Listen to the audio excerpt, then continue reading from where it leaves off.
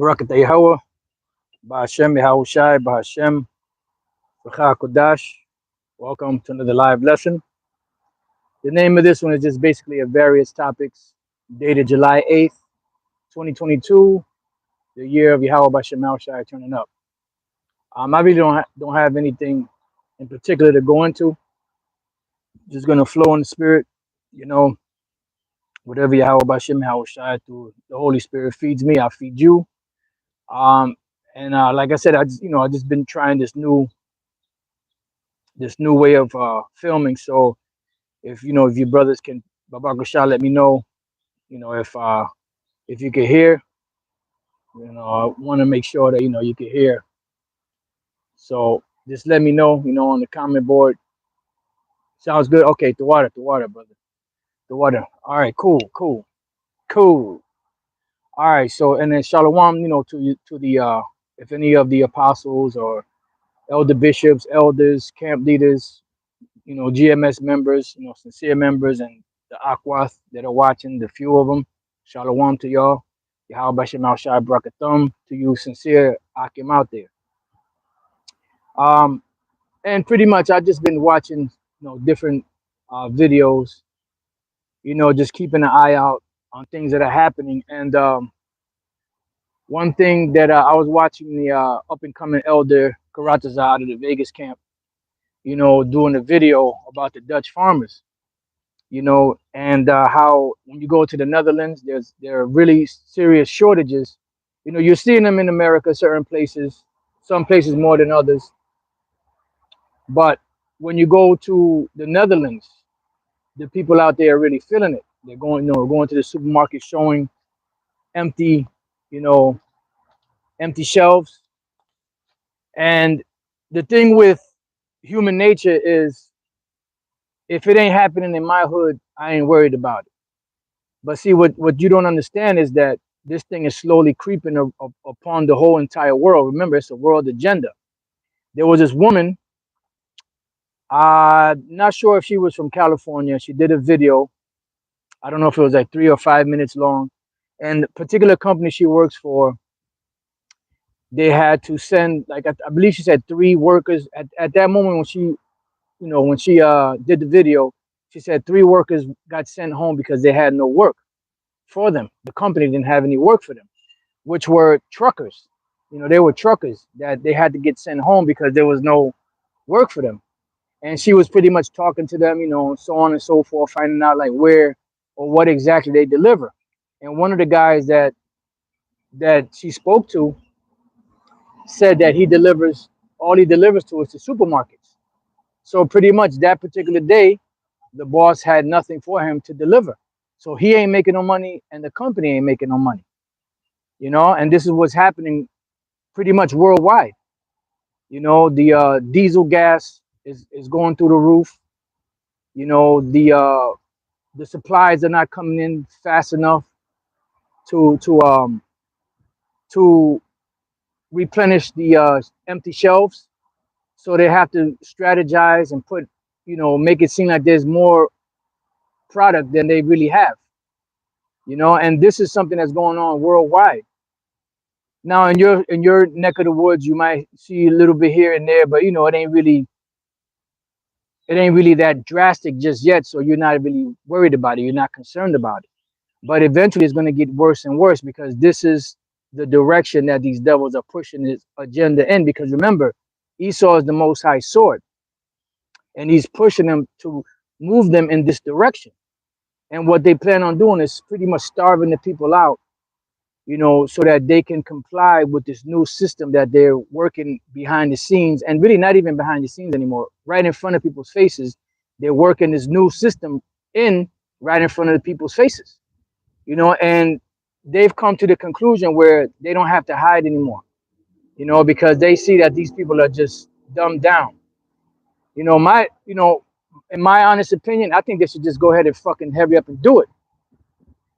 But we know that everything moves at the time of the Most High, because Yahweh is the one that's controlling everything. The scriptures say, "Wake not my love till he please." So we have to wait for the Lord to make his move. But just reasoning as a man and as you know, understanding the times that we're living in, and understanding that once this whole shithole goes down, that the kingdom is will be established and the elect will be delivered. I say, fuck it, just go ahead and do it. You know, get in that Deacon Frost mentality. He said, what are we waiting for? These people are our food, you know, and pretty much these people are ready and ready and ripe to be plucked, just like Joshua and Caleb told, you know, Moses and them back then. These people are ripe. You know, they're ready to get plucked. You know, so go, just fucking do it, man. Just fucking go. Inside joke, right? So I'm gonna read this precept, and then we'll continue on from there because and this devil, you know, kill Bill Gates. Um, just bought another, I forget how many acres of land for, what was it? Was it $13 million or something like that? So this devil's going around buying all this farmland and pushing people to eat bugs, synthetic meats, you know, and things of that nature. You know, which you have no idea of what that food would do to an individual in the long run.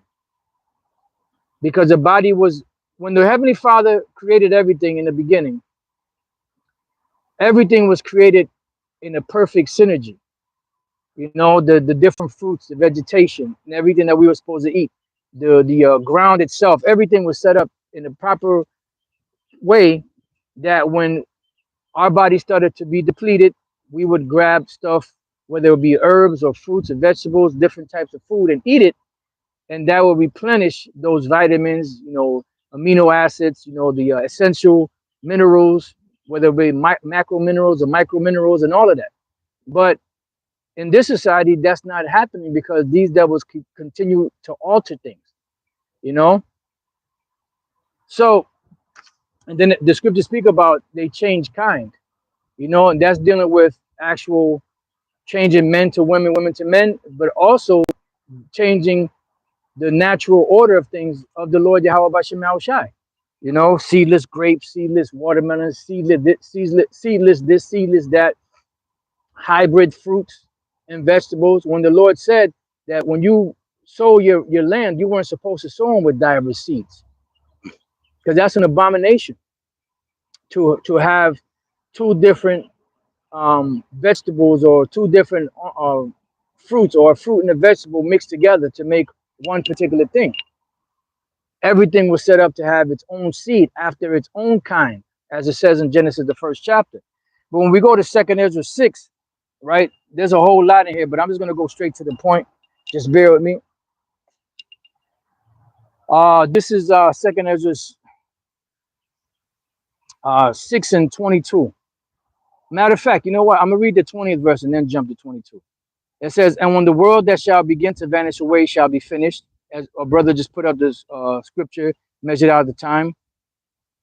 Then will I show these tokens, the books shall be opened before the firmament, and they shall see all together, meaning that these satellites were established to carry a signal with this word being broken down to the four corners of the earth, because Yahweh Shai said that once his gospel is preached to the four corners of the earth, then the end shall come, right? When we jump to the 22nd verse, so we know we're already at that play, at that turning point, because 2007, I mean, prior to that, you know, but 2007 is really when YouTube started really popping with the Israelite thing. Even though 2005, 2006, you had Israelites on there, but it wasn't really till 2007, the summer of 2007 and beyond, that the YouTube thing concerning the Hebrew Israelites really exploded on the scenes. You know, the truth just went everywhere. So much so that I believe it was 2009 when Adiala said, GMS done gone global. And you have other groups of Israelites that have gone global also, you know, and thanks to the invention of the Most High that he gave to Esau, right? So we already know we deep in it. You know, the word is going out. How do you think those different individuals from the different countries, you know, are setting up camps with the 12 tribe sign, bringing out the truth? Yep, the unicorn. That's right, brother. You know, how do you think they have that? Because they got it through the vehicle, first and foremost from Yahweh Bashem and Yahushai through the Holy Spirit, Ruach HaKodesh, you know, through the internet. And the internet is what carried it all around. That's why you have camps everywhere in the planet with brothers teaching about the Israelites that came from America, Babylon the Great, and they have camps they established. They have the 12 tribe sign. They have the garments on. They have their beards. You know, they're out there teaching who the Israelites are. They're out there teaching who the Edomites are, so on and so forth. The judgment of this world, the things that are happening, the prophecies, the MOTB, the C to the H to the I to the P, and everything in between. You know, so we know we're deep in that. So now in the 22nd verse it says, and suddenly shall the sown places appear unsown. Why? Because systematically from 2020 till now, these devils have broken the supply chain. See, you had a supply chain and still have a supply chain, and they worked the supply chain to where they stopped. See, this was systematic. They stopped all of the different supermarkets around the world from stockpiling, you know, food in their grocery stores, because back then when you had your AMPs and your Pathmarks and your different other, you know, Piggly Wigglies or whatever other supermarkets you had, they always had the shelves stocked, the freezer stocked with everything you needed, and they also had an inventory room in the back or storage room in the back where they had extra in case they ran out. So you didn't have to have trucks come in every 3-4 days, you know, to bring more stuff, because they had a sufficient amount there. And then when they started running low on that a little bit, then the trucks would come and they would refill it and then filled up the shelves. But now, since they systematically, you know, pretty much set up a well-oiled machine dealing with the supply chain worldwide as to if you need something, anything, whatever it be, you can get it within the hour. Phone calls will be made, or punches of a button will be put into the computer, and then before you know it, you have a shipment of whatever it is you need to show up to you maybe about an hour later. That's how tight they got the, you know, the supply chain set up around the world. But now all of a sudden that thing just breaks down. It was systematic, and they did that because they know that, you know, well, somebody said, well, that's a conspiracy theory, man. Well, why did Henry Kissinger say, I believe that was 72, if I'm not mistaken, brother can fact check that, where he said, you know, control food, control the people. So how do you control food? They're the ones that have the different companies. They own, you know, all the different oil refineries, the gas, you know, all the gas that's coming out of everywhere. So how did they do that? They systematically choked off the supply chain to where now it says, and suddenly shall the sown places appear unsown, the full storehouses shall suddenly be found empty.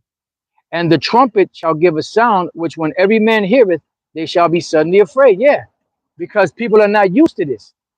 Living in a metropolis, living in, especially in America, Babylon the Great, and in these major cities, the average person is not mentally prepared to function outside of this system that they have already set up in place.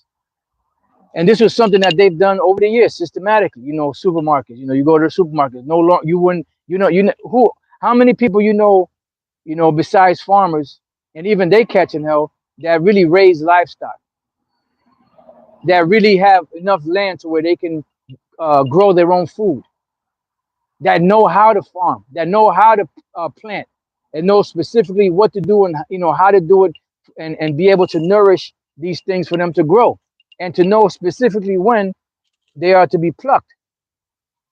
You see, this is very meticulous. See, people think, oh, farmer, you know, that's a very meticulous job. You know, and the scriptures speak about the farmer, you know, being, you know, when he plants something, he's or sows something, he's very patient in waiting for the fruits thereof.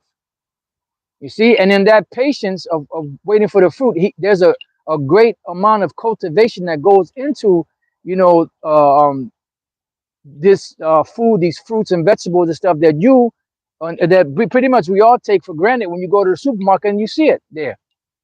How many people really think about when they go to the supermarkets how much work it took to get all of that food, you know, to the point from where it was planted to where it was fully grown, plucked, cleaned, packed, shipped until it got to the supermarket and then got to your table. Ain't nobody thinking about that.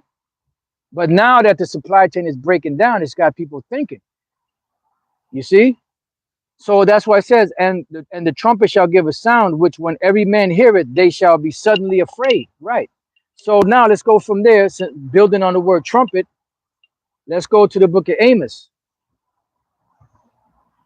This is the book of Amos, chapter 3, and verse 6. And the trumpet can be blown for many different reasons.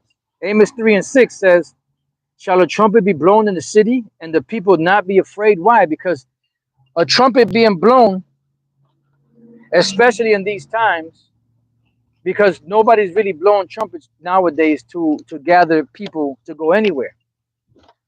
But when the trumpet is blown in cities, it's usually bad times. It's usually a major disaster, a threat of a bomb or something like that, things of that nature. 1974, the water, the brother that posted 1974, the water, you know.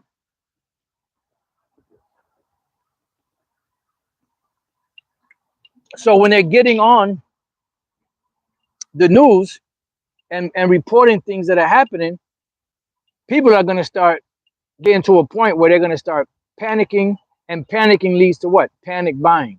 Panic buying leads to supply shortages. Shortages lead to desperation.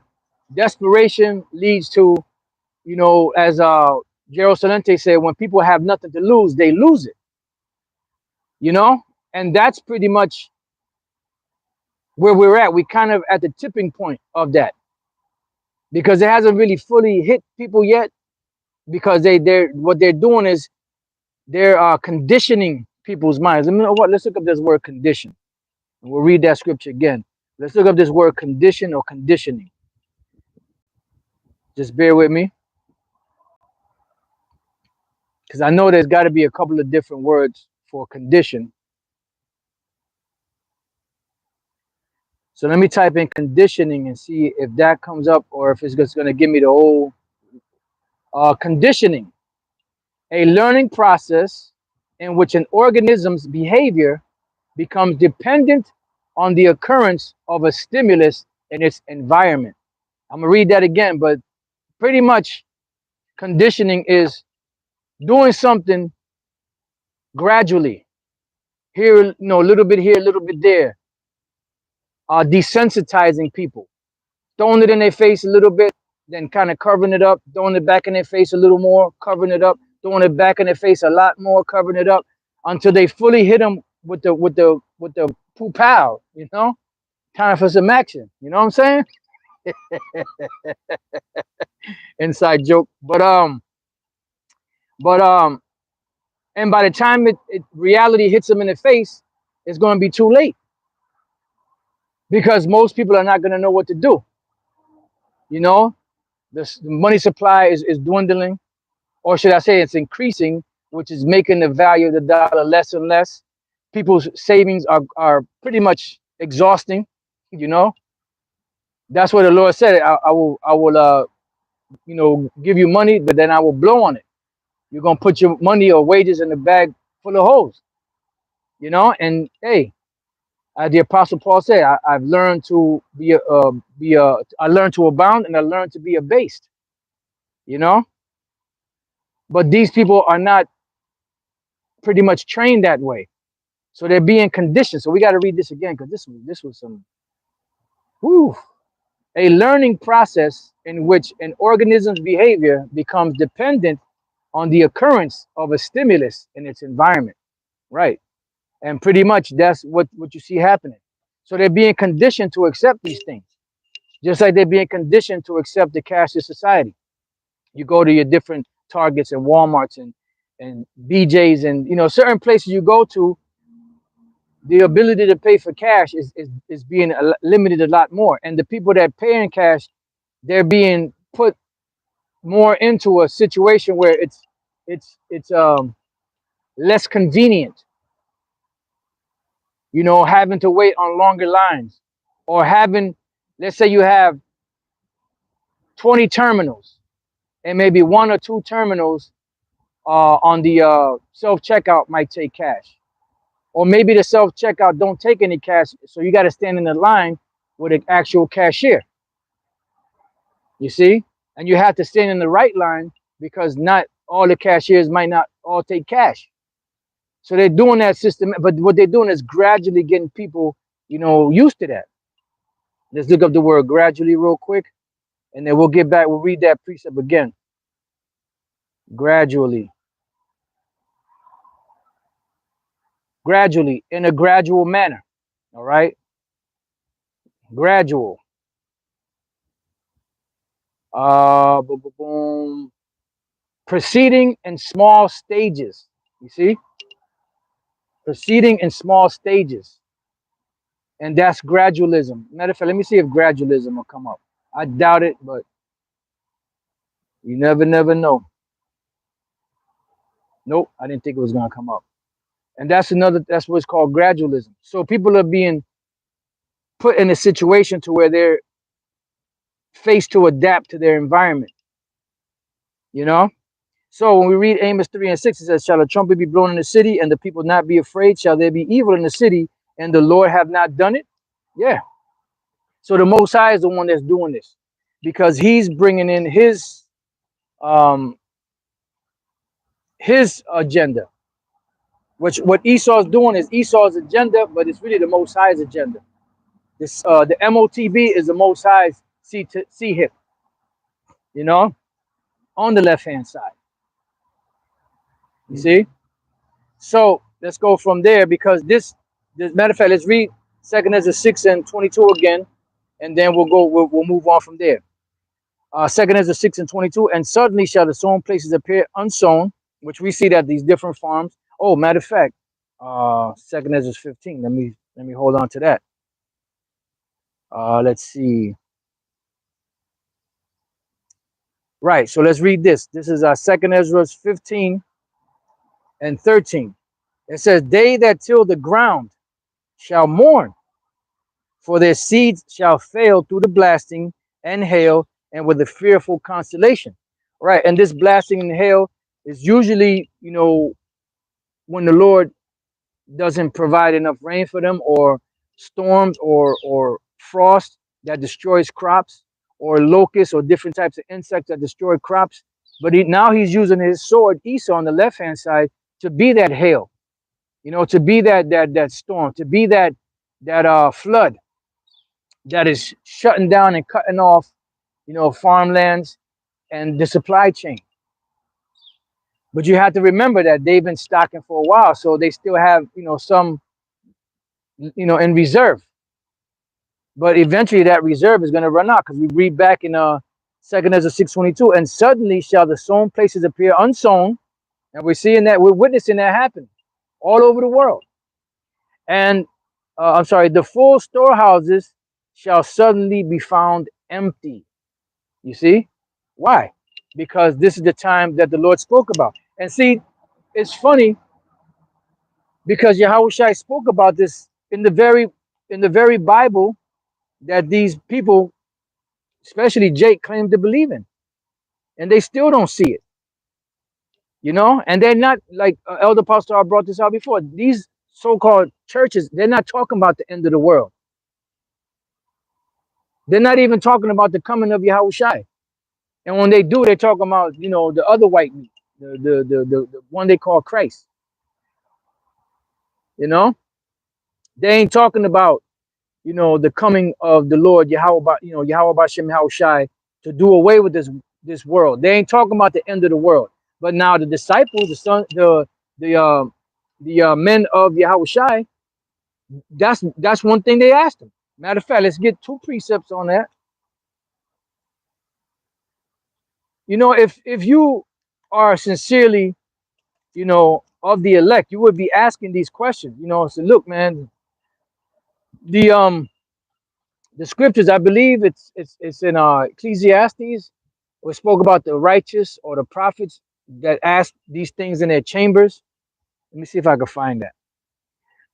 Just bear with me 1 second. I'll just type in the word chambers and see what comes up. I believe it was in the book of Ecclesiastes, if I'm not mistaken.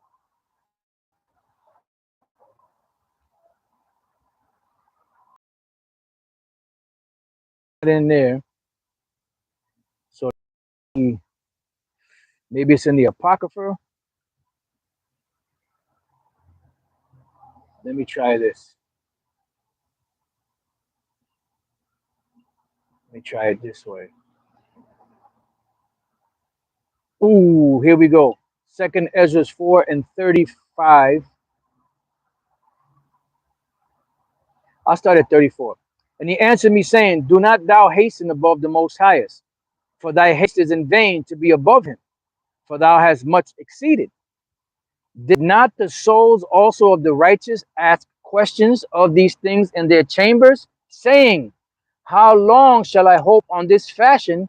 When cometh the fruit of the floor of our reward? Yeah, because I don't care how much faith somebody has. I don't care how devoted and how pious, you know, how devout someone is, Israelite is.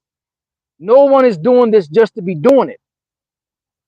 Everyone is doing this for a reward, for that penny, for the kingdom of heaven, for the glory to come of the kingdom of heaven. No one is doing this work just to be doing it. Oh, I'm bored. I ain't got nothing to do, nothing better to do, so I'm just gonna go out here and prophesy because I just like doing that. You know? No, everybody that puts in work, this is a labor. This is work.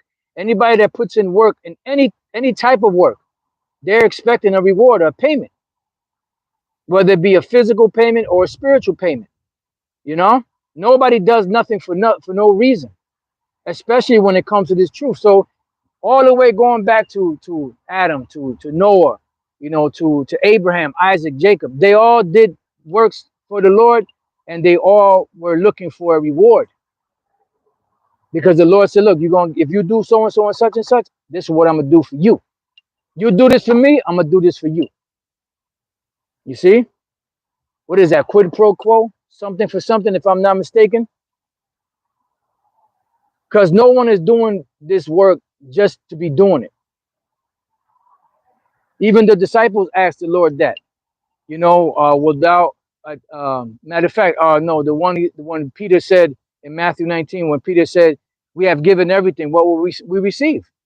And Yahushua broke, basically, what was he asking for? He was asking for, we've given up everything, we followed you, we've done everything that you said that we were supposed to do. What are we going to get in return?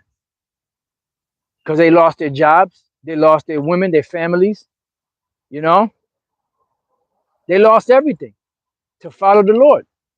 So they're asking for what? A reward. And Yahushua told them, you know, you that have forsaken everything, lands, women, children, families, all of that, you're going to receive 100-fold. And that's the reward. So when we go to Matthew, right, 24:3, it says, and as he sat upon the Mount of Olives, the disciples came unto him privately, saying, tell us, when shall these things be?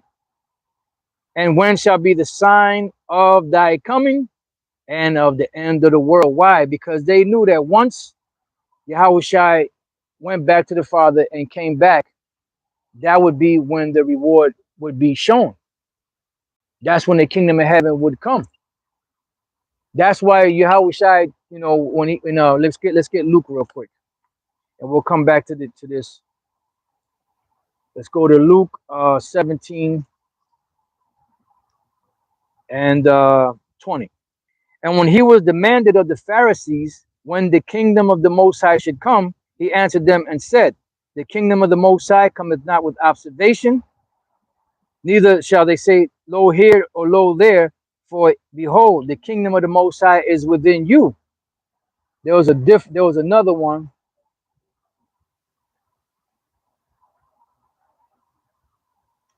Let's see. Just bear with me. Let me see if I can find this other one.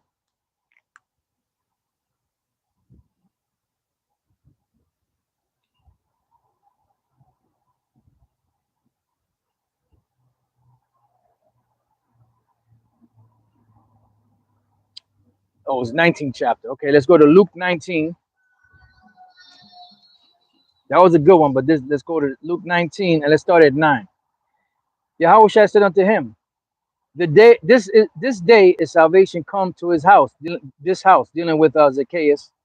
It says, for so much as he also is the son of Abraham. Abraham, Isaac, Jacob. For the Son of Man is come to seek and to save that which was lost. And as they heard these things, he added and spake a parable, because he was nigh to Jerusalem, and because they thought that the kingdom of the Most High should immediately appear. You see, so they were expecting that. That's what the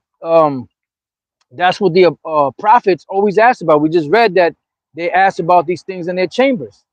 You know, when is going to come? When is the reward going to come? You know, when we going to get to the good part? You know, that Houdini song. That's going way back. If any of you brothers remember that, y'all some bad dudes, man. That goes back to the what, like 83, 84, 85, around there. I don't think there's gonna be too many brothers that remember that, unless you was a Houdini fan back then. Let's see. When we gonna get to the good part? All right, beautiful. Here we go. First Peter chapter 1 and verse 9. Receiving the end of your faith, even the salvation of your souls, of which salvation the prophets have inquired and searched diligently. See, who prophesied of the grace that should come unto you. And what's the grace that should come unto you? Oh, the brother say he remembers, but he was about 5 years old. All right, hey, well, beautiful, beautiful. All right, you know, brother was freshly out the diapers. You know, he didn't have no more Similac on side of his mouth. You know, he was 5 years old. You know, I was gonna say something else. You know, nothing against that brother. No, I was just gonna say another line of another song, but you know, let me stay focused, man, because I feel the dove hour coming on. Oh boy, and you can see this is a procession, a funeral procession, which that in itself is totally demonic. But anyways, um, so it says, receiving the end of your faith, even the salvation of your souls, of which salvation the prophets have inquired and searched diligently, who prophesied of the grace that should come unto you, searching what or what manner of time the spirit of Yahushua which was in them did signify, when it testified beforehand the sufferings of Yahushua and the glory that should follow. That's why he spoke that parable, because they thought that the kingdom of heaven should immediately appear. And the disciples asked Yahushua what's going to be the sign of that coming of the end of the world. And he was breaking it down for them. So Lord's will, we're going to get to some of that. But let's go to Acts 1 now. Acts chapter 1, verse 6. When they therefore were come together, they asked of him, saying, Lord, wilt thou at this time restore again the kingdom to Israel? You see, because they knew that once Yahushua suffered, went into the grave, resurrected out the grave, they thought the kingdom was going to come.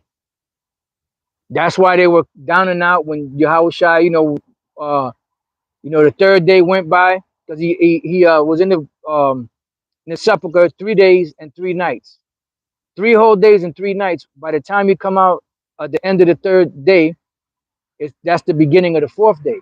So they were like, they were bummed out, because they were starting to doubt. They were like, man, we thought that he was the one.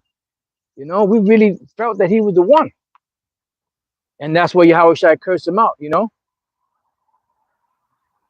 So this was the consensus, I guess, for lack of better words, or the sentiment of all of the prophets. They knew that once Yahushua suffered, that the kingdom of heaven would be established. But our time, or the Most High's time, is different from our time. His ways are different from our ways. Like he said, as the heavens are higher than the earth, so are my ways and your ways. So the Lord had his time frame is different from our time frame. So in the Most High's eyes, it's only been 2 days. Yahweh Shai, the angel, it's only been 2 days from the time Yahweh Shai was back there 2,000 years ago to now. It's only been 2 days. But to us, it's been what, 2,000 years and counting. But now, back then, 2,000 years ago, Yahweh Shai said, well, when the disciples asked him, well, he said, this and this and that is going to happen. And when we read on in Matthew 24:4, and Yahweh Shai answered and said unto them, take heed that no man deceive you, for many shall come in my name, saying, I am the anointed, and shall deceive many. Right. That doesn't necessarily have to mean somebody's going to come and say that they are the anointed, they're the son of the Most High, even though you do have instances of that. But that's dealing with someone that's saying that they are anointed or sent, or someone that is inspired by Yahweh Bashem Yahweh Shai. That's what it's going to say, try the spirit, whether they are of the Most High or not. For many false prophets are going out into the world. So we see that has happened and still happening to this very day. And it says, and you shall hear of wars and rumors of wars. And now we're hearing of wars and rumors of wars. Have not from the beginning of time wars and rumors of wars been heard? Yes. It says, see that ye be not troubled, for all these things must come to pass, but the end is not yet. For nation shall rise against nation. Are we not seeing that now? Nation rising against nation, Russia against Ukraine, America against so and so, Syria against so and so, Israel against so and so, Afghanistan against so and so. That's been going on since the beginning of time, right? And kingdom against kingdom, same thing. And there shall be famines. Are there not famines going on right now? And to come in the near future? Right now, most people, that are living in poverty pretty much are faced with the hard decision to either pay bills or buy food, because of the stranglehold that these devils have on the world and on the economy. And that's why they want to implode the economy within itself, to introduce the new system. The new system is ready to roll. It's locked, cocked, and ready to rock. But the thing is, they have to create enough of a problem in the world economically where they can introduce this, what they call a reset. That build back beta. That's how the Australians say it, beta. All right. It says, and pestilences. Are there not pestilences now? Have there not been pestilence in the past? Spanish flu, the bubonic plague, the pneumonic plague, and many different plagues that have happened, smallpox and all of that, different outbreaks, right? It says, and earthquakes in diverse places.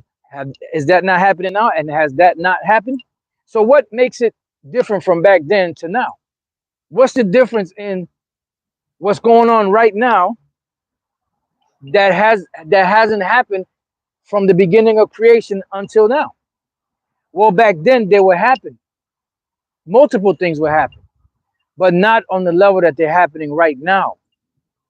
That's why, let's go back to 2nd Ezra real quick, the 4th chapter, in the 36th verse. It says, and unto these things Uriel the archangel gave them answer and said, even when the number of seeds is filled in you, for he hath weighed the world in the balance. So now the world was weighed in the balance. It was balanced out. Now that wickedness has become exceedingly great, the balances are tipped on the side of evil. So that can't be. So everything has to be put back in its proper order, back to equity, back to the right the right spot, so to speak. So that's why this destruction is coming, to cleanse the earth, to get rid of this old system, and to establish the new empire, the new earth, and the new heaven wherein dwelleth righteousness, as it states in the book of Peter. It says, by measure hath he measured the times, and by number hath he numbered the times. And he does not move nor stir them until the said measure be fulfilled. You see? So when we read here in Matthew 24, the Lord was telling us that all of these things will be happening, but they will be happening, multiplying in a great manner. You know, and there's more. It says, all these are the beginning of sorrows. Then shall they deliver you up to be afflicted. Now, this happened back then, you know, this part, but this is going to happen again. The scriptures speak about, you know, go to the gates of the noble, that they may bring you to the gates of the noble, you know, because this is going to cause problems. And a new system that they're putting in place, you know, those that don't comply are going to be moved out of the way or put away somewhere. You know, that Black Mirror incident with the credit score, the social credit score one. That was season 3, episode 1. The chick got down so far because she got tired of playing the game, and she told everybody to pretty much go fuck themselves, cursing everybody else. So her shit dropped down to where they locked their ass up in a detention center. You see? It says, and shall kill you, and you shall be hated of all nations for my name's sake. And then shall many be offended. And we see that happening now. It happened back then, it's happening now. Many people are offended. This is why Yahweh Shai said, blessed is he that is not offended in me. You see? It says, and shall betray one another, and shall hate one another. And we see that going on, you know, rampant throughout the world, throughout America. To the point where now you walk down the street, you know, you see Jake, you know, you say, hey, what's going on, man? What's up, man? They just give you this dirty look, you know, or they'll give each other a dirty look. The love of many is wax cold. So, but all of these things are happening, they're multiplying and happening all together at once. That's the difference between going all the way back to the beginning of the world, where all of these things have actually happened in different empires, different time periods. But in this time, but they didn't happen like they're happening right now. It says that many false prophets shall rise and shall deceive many. We've seen that happen. It's happening today and it happened back then. And because iniquity shall abound, the love of many shall wax cold. And you see that in the street, especially here in America, especially in the East Coast. You know, it says, but he that shall endure unto the end, the same shall be saved. And now check out this. This is another clue as to the time frame or time period when this will be happening. He says, and this gospel of the kingdom shall be preached in all the world for a witness unto all nations, and then shall the end come. So that's the point that we're at right now, that where it's being preached throughout the four corners of the earth, because the Lord gave this devil the technology. He said knowledge will increase, right? So he gave him the technology to create a system, you know, whereby information can be transferred from one point to another quickly. Like right now, you can have brothers and sisters from all over the world watching. Like every once in a while, the brother from Mexico, he chimes in, you know, he says Shalom Apostle, you know. And you have brothers from Puerto Rico, Dominican Republic, South America, Central America, Mexico, you know, all throughout the so-called United States, Hawaii, Canada, you know, Africa. You have a whole bunch of brothers out in Africa. You know, you have a bunch of brothers throughout Europe, the Netherlands, England. You know, you have brothers out there in Australia. You know, you probably have brothers and sisters watching from Japan, China, different other places around the world. You probably have people from Russia watching. I'm not saying specifically this video, but other brothers' videos, you know, that are learning, that are like, man, because this word is being preached throughout the four corners of the earth. That's a major key element in ushering in the end. Because in 2nd Ezra 6:20, it says, and when the world that shall begin to vanish away shall be finished. So we know we're at the end. The Lord's, the scales have tipped. The balances have tipped in the side of wickedness. So we're at the end. The infrastructure to push his word through the four corners of the earth is already in place. This is It's already around the world. You know, well, Christians are bugged out because the scriptures say, receiving the end of your faith, even the salvation of your soul. That's at the end, and we are saved by hope. So it says, and when the world that shall begin to vanish away shall be finished, then will I show these tokens. So the Lord said, when this world is coming to an end, this is part of the tokens that I'm going to be showing. You're going to have famines, you're going to have pestilence, you're going to have plagues, you're going to have wars, rumors of wars, you're going to have earthquakes, you're going to have you're going to have all these things. Plus, the gospel is going to be preached throughout the four corners of the earth. So it says, the book shall be opened. What are the books? The Bible. Before the firmament. What is the firmament? The ozone layer, where they have satellites.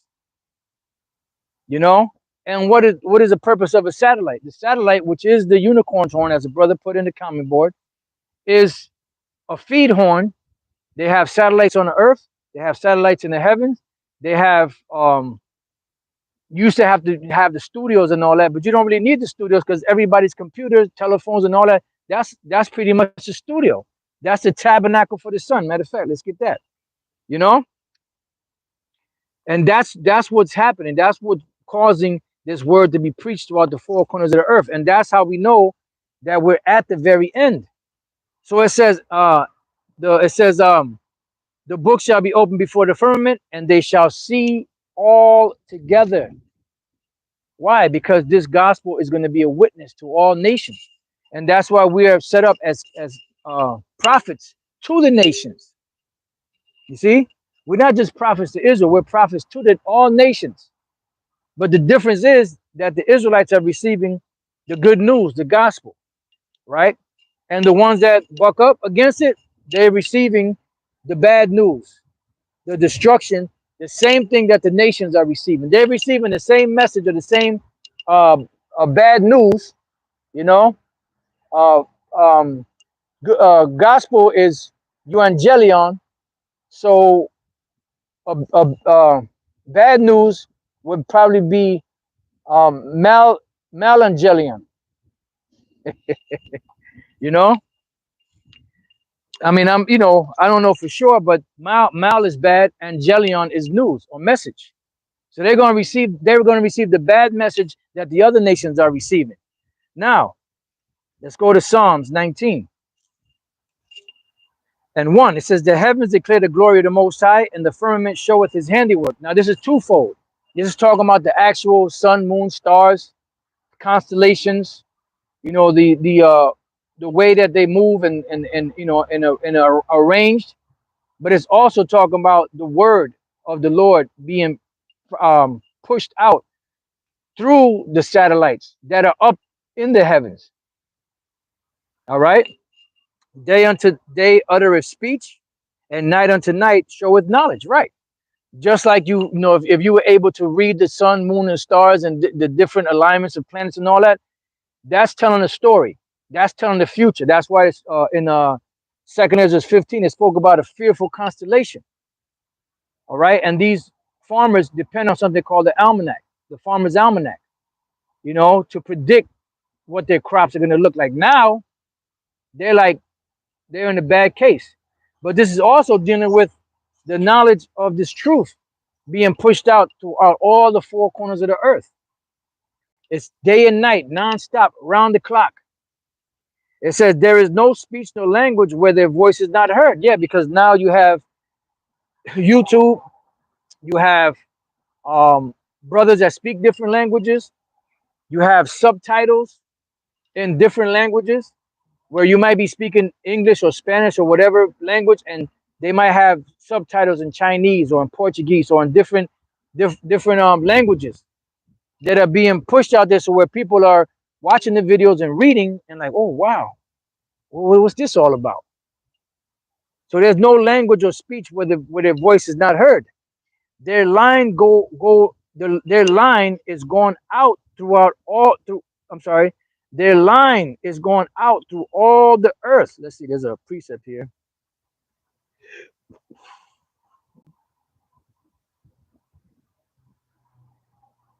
It says, or their rule or direction. Wow. I gotta look. I must be allowed to look this up. Hold it now. Just bear with me 1 second. I gotta check this out.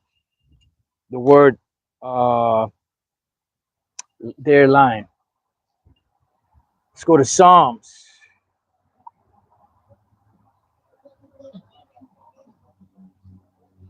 Just bear with me. Come on, baby boy. Let's go to Psalms chapter 19 and verse 4. Their line. The word there is quav. No, I'm sorry, not quav. Quawa.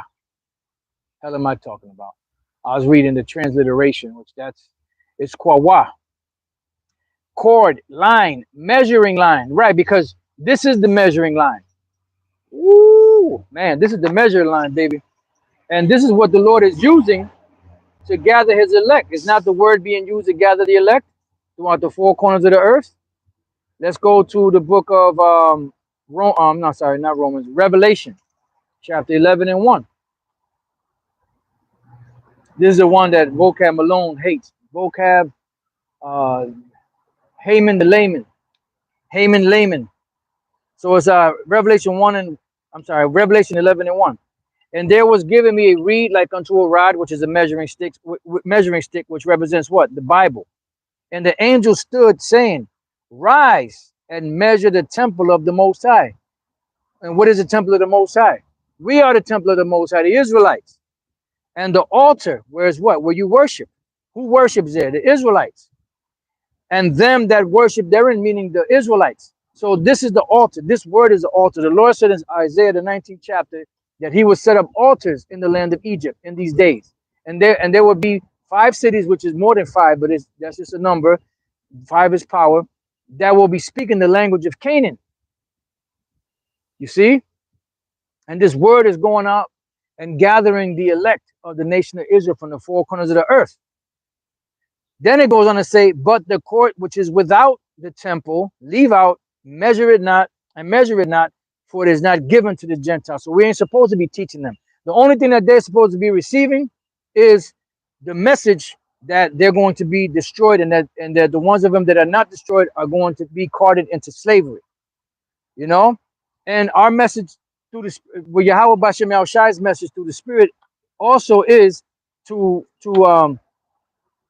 prophesy his word, and those among those nations that look like those nations that are Israelites that believe in this word can be brought out. And that's why the Bible, the word, is being used as a measuring stick, you know, because this is the measuring stick. That's why it says that the Spirit beareth witness with our spirit that we are the sons of the living power. All right. So Baruch 4:36, it says, O Jerusalem, look about thee toward the east, and behold the joy that cometh unto thee from the Most High. Thy sons come, whom thou sentest away. They come gathered together from the east to the west by the word of the Holy One, rejoicing in the glory of the Most High, by the word of the Holy One. So this word is what's doing the gathering.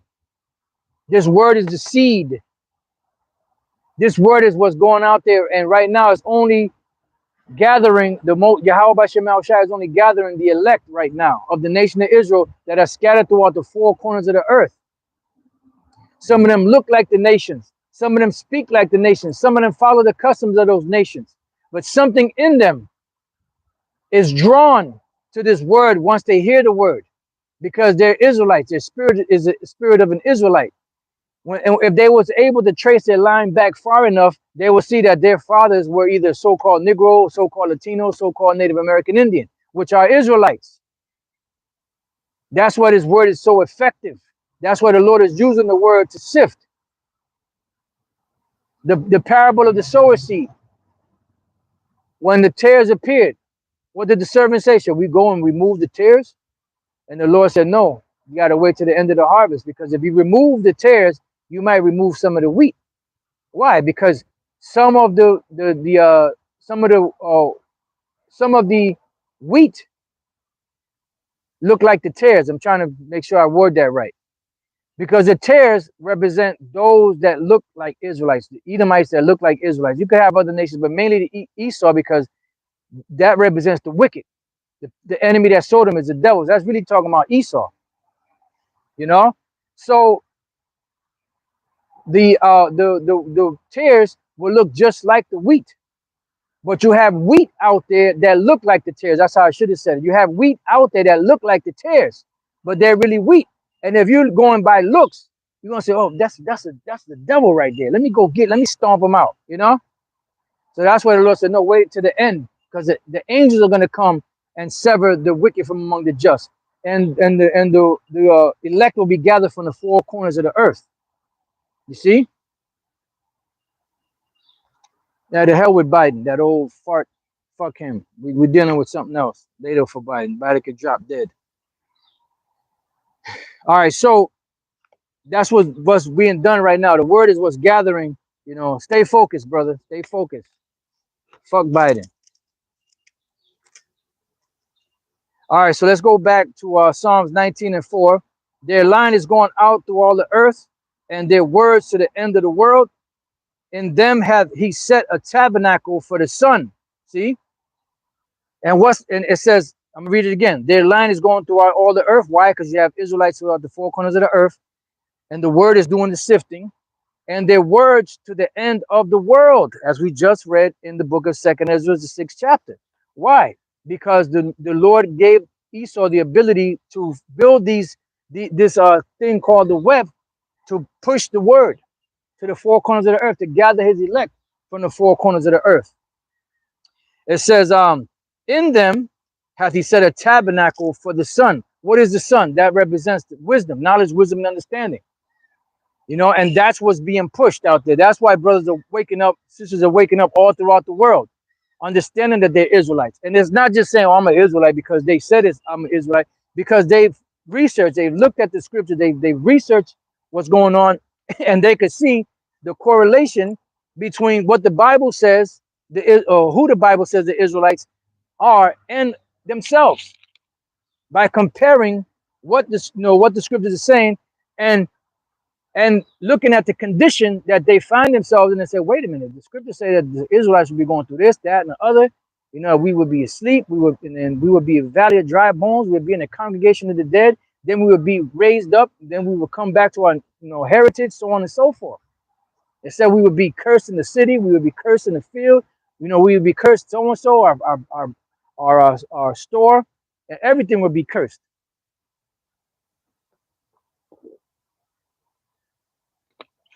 And that's how the Lord is doing the sifting.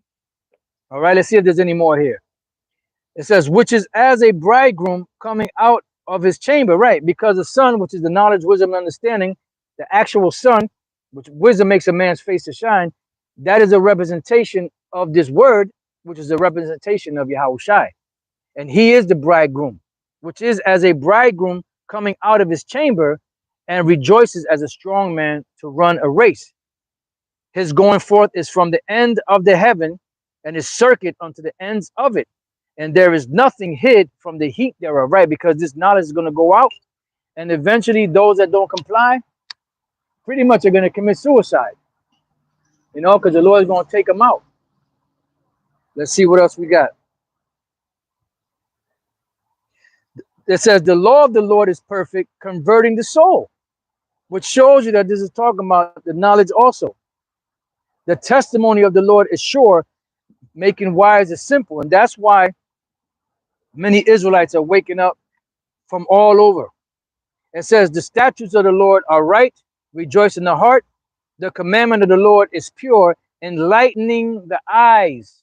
Why? Because we were in darkness at one time. We were in that congregation of the dead, in that valley of the dry bones, until the Lord sprinkled that water, that oil, that flesh upon us, and woke us up. And we were like, what the hell is going on? Looking around, like the movie Dark City. You watch the movie Dark City at midnight, everybody would fall asleep. They would change everybody's, life. Some people would be rich, and then next thing they wake up, they're poor.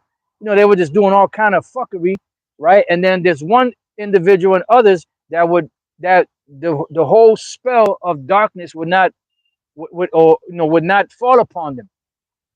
They wouldn't be caught up in it, and they're looking around and they're seeing what's going on, and they're trying to warn people, wake up, but the people are gone.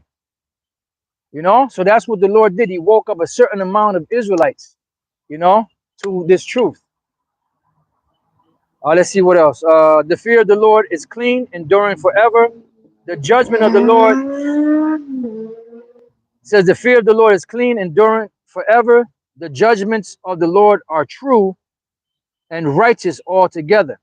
More to be desired are they than gold, yea, and much fine gold, sweeter also than the honey and the honeycomb. Because this word is the richest, most precious treasure that we could ever have, that we could ever possess.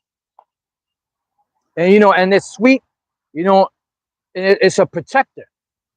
And when all hell breaks loose, knowledge of wisdom shall be the stability of thy times and strength of salvation. Um, More to be desired are they than gold, yea, than much fine gold, sweeter also than the honeycomb. I'm saying than honey and the honeycomb. There was a precept that came to mind. It kind of slipped my mind. If it comes back, I'll bring it out. If not, we get ready to close it up.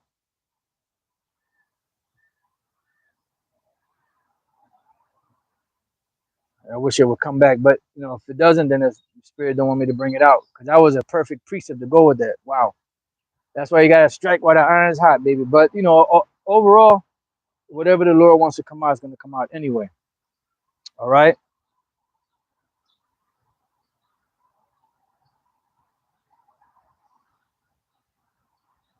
All right. So pretty much, with that, I pray that you brothers and you few sisters have been edified. Just keep your eyes peeled for what's happening. You know, and it's just gonna get worse. The thought with a lot of people out here is that, well, that's over there in the Netherlands. That ain't affecting us over here. It's gonna be a worldwide thing. So shalom.